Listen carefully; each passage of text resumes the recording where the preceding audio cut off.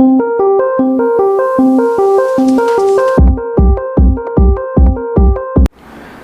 दोस्तों, कैसे हैं आप सब। मैं इंजीनियर गिरीश ठाकरे फिर एक बार आपका स्वागत करता हूं मेरे यूट्यूब चैनल जिसका नाम है रॉयल सिविल इंजीनियर।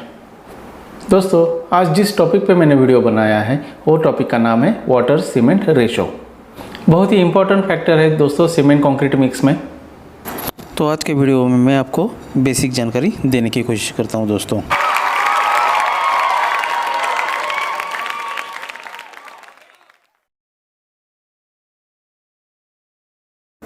तो दोस्तों, आज का हमारा वीडियो का टॉपिक है वाटर सीमेंट रेशो। दोस्तों, अगली स्लाइड में हम देखेंगे कि वाटर सीमेंट रेशो एक्चुअली है क्या। Water cement ratio is the ratio of weight of water to the weight of cement use in concrete mix. तो दोस्तों, यह एक रेशो होता है जो weight of water to weight of cement होता है। वाटर सीमेंट रेशो बहुत फैक्टर्स के ऊपर डिपेंड होता है दोस्तों, जैसे सीमेंट का फाइननेस हो गया, क्लिंकर हो गया, या ग्रेविटी हो गया, या ग्रेन साइज़ हो गया। तो इन सब पे वाटर सीमेंट रेशो डिपेंड होता है। अगर आपको इंटरव्यू में पूछा जाएगा कि what is water cement ratio, तो बस आपको ये बताना है कि the ratio of amount of water to the amount of cement. चलते हैं अगली स्लाइड पे।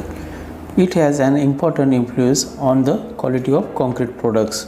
तो दोस्तों, वाटर सीमेंट रेशो का जो प्रभाव होता है वो कंक्रीट मिक्स के ऊपर बहुत ज़्यादा होता है। Quality of concrete water cement ratio पे ही डिपेंडेबल होती है। आगे मैं आपको बताऊंगा कि अगर एक्सेस वाटर हो गया तो क्या इफ़ेक्ट्स होते हैं, और लेस वाटर अगर हो गया कंक्रीट मिक्स में तो क्या इफ़ेक्ट्स होते हैं। A lower water cement ratio leads to higher strength and durability but may make the mix more difficult to place. इसका मतलब कि कंक्रीट मिक्स डिज़ाइन का अगर आपको स्ट्रेंथ बढ़ाना है या ड्यूरेबिलिटी बढ़ानी है तो वाटर का क्वांटिटी लेस होना चाहिए सीमेंट में या कंक्रीट मिक्स में। लेकिन जब भी आप लो वाटर कंटेंट करते हैं, कम पानी डालते हैं, तो वो प्लेस करने के लिए बहुत डिफ़िकल्ट होता है। प्रैक्टिकली देखने जाएंगे तो साइड पे कंक्रीट माल एकदम घट हो जाता है, टाइट हो जाता है, उसमें फावड़ा भी नहीं जाता है, तो वर्किंग बहुत डिफ़िकल्ट हो जाता है। The concept of water cement ratio was developed by Duff A. Abrams and first published in 1918। तो दोस्तों, आपकी जानकारी के लिए मैंने ये पॉइंट्स लिखा है कि वाटर सीमेंट रेशो डेवलप किया है मिस्टर डफ ए अब्राम्स ने, और उन्होंने इसे फर्स्ट टाइम पब्लिश किया था 1980 में। आपकी जानकारी के लिए ये ज़रूरी है। चलते हैं अगली स्लाइड पे। Concrete hardness as a result of the chemical reaction between cement and water known as hydration. तो दोस्तों, जैसे फ्रेशर सिविल इंजीनियर्स हैं या स्टूडेंट्स लोगों को बताना चाहूँगा कि जब भी केमिकल हम लोग प्लेस करते हैं कंक्रीट मिक्स में, तब उसका वाटर और सीमेंट के ऊपर रिएक्शन होता है। तो कंक्रीट क्या होता है, जल्दी सेट हो जाता है। कभी कभी साइड पे कंक्रीट मिक्स जो आता है, आरएमसी की गाड़ी आती है, तो माल बहुत ही कभी कभार बहुत टाइट हो जाता है गाड़ी में ही, या फिर बहुत पतला माल आता है दोस्तों, तब आपको कंक्रीट में आपको केमिकल ऐड करना होता है। तो अगर पतला माल है तो आप फाइबर वगैरह डाल के केमिकल डाल के माल को हार्ड बना सकते हैं, या अगर आपका माल हार्ड है, कंक्रीट मिक्स हार्ड आया हुआ है, तो उसको केमिकल से वर्केबल कर सकते हैं। आगे हम देखेंगे कि एक्सेस वाटर जब हो जाता है कंक्रीट मिक्स में तो क्या रिज़ल्ट आते हैं।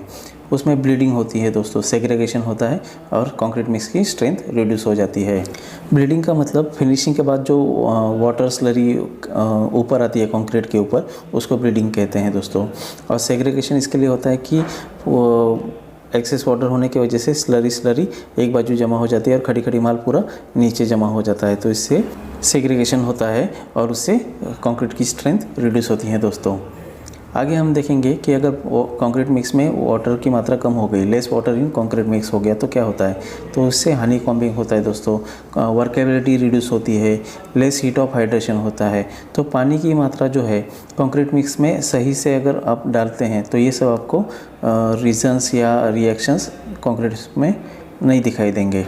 आगे हम देखेंगे for nominal concrete mix grade like M10, M15, M20 या M25 should be 0.2 to 0.6 as per IS code 10262/2009।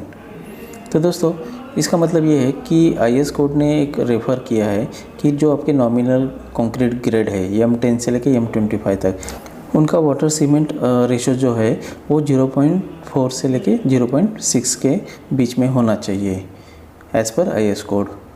तो दोस्तों आज के लिए बस इतना ही, फिर मिलेंगे नए टॉपिक के साथ नए वीडियो में। तब तक के लिए धन्यवाद दोस्तों।